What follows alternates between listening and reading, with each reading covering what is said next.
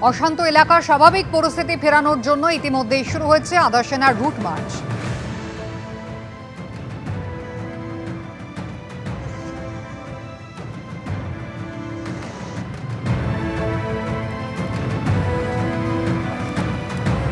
আদালতের নির্দেশে কেন্দ্রীয় বাহিনী মোতায়েন হচ্ছে। মোট 17 কোম্পানি কেন্দ্রীয় বাহিনী রয়েছে। আগে থেকেই বিএসএফ কে দায়িত্ব দেওয়া হয়েছিল এলাকায় যাতে শান্তি স্থাপন করা যায়। রীতিমধ্যেই মুর্শিদাবাদের একাধিক জায়গায় আধা সেনা রুটমার্চ চালাচ্ছে।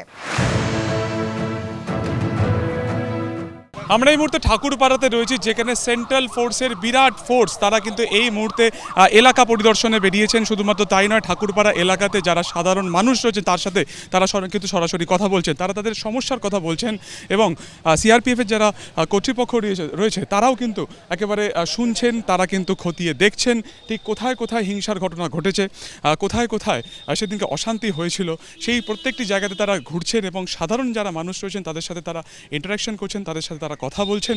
তার পাশাপাশি একেবারে তাদের কনফিডেন্স বা তাদের আত্মবিশ্বাস ফেরানোর কাজও কিন্তু এই মুহূর্তে করা হচ্ছে।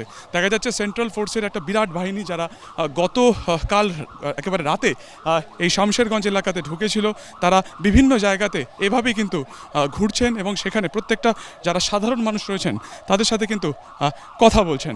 এবং ঠাকুর পাড়া থেকে শুরু করে শামশেরগঞ্জের বিভিন্ন যে জায়গা রয়েছে, হসপিটাল মোড়, অন্যদিকে রতনপুর মোড়, প্রত্যেকটি জায়গাতে তারা ঘুরছেন এবং একই রকমভাবে তারা কিন্তু কনফিডেন্স বিল্ড আপের চেষ্টা করছেন। ক্যামেরা রতনকুণ্ডুর সঙ্গে সুকান্ত মুখোপাধ্যায়, এবিপি আনন্দ, ঠাকুরপাড়া। সংশোধিত ওয়াকফ আইনের প্রতিবাদ চলছে আর তাকে ঘিরে অশান্ত রয়েছে মুর্শিদাবাদ। সেই গত শুক্রবার থেকে অশান্তি চলছে, যেখানে রোষের কোপ থেকে কিন্তু বাদ পড়েনি শাসক দলের জনপ্রতিনিধিরাও। ধীরে ধীরে 4 দিন পরে উপদ্রুত এলাকা ছন্দে ফিরতে শুরু করেছে, কিন্তু তা সত্ত্বেও শামশেরগঞ্জের বাড়িতে কিন্তু এখনো ফিরতে পারেননি ফরাক্কার তৃণমূল বিধায়ক মনিরুল ইসলাম। বাড়ির বাইরে একাধিক সিসি ক্যামেরা ভাঙচুর করা হয়েছে।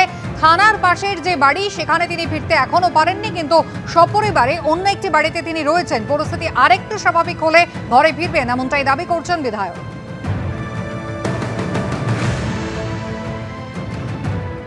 শনিবার রাতের পর থেকে সারাদিন রবিবার এবং আজকে সোমবারও কিন্তু দেখা যাচ্ছে পরিষ্কার যে শামশেরগঞ্জ থানা থেকে ঢিলছোড়া দূরত্বে ফারাক্কার এমএলএ তার যে বাড়ি রয়েছে যেখানে তিনি সপরিবারে থাকতেন সেখানে কিন্তু এখনও তালাবন্ধ অবস্থাতে রয়েছে।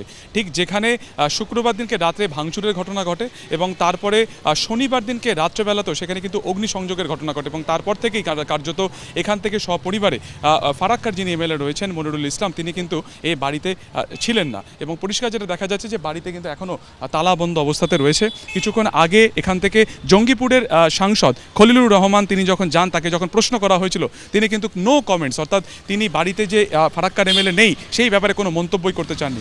পরিষ্কার যেটা দেখা যাচ্ছে যে এখনও তালাবন্ধ অবস্থাতে রয়েছে এবং এই যে বাড়ি যেখানে একই রকমভাবে রবিবার থেকে তালাবন্ধ অবস্থাতে ছিল, আজকেও কিন্তু দেখা যাচ্ছে যে ফারাক্কার এমএলএ এখানে কিন্তু ফিরতে পারছেন না। ক্যামেরায় রতনকুণ্ডুর সঙ্গে সুকান্ত মুখোপাধ্যায়, এবিপি আনন্দ।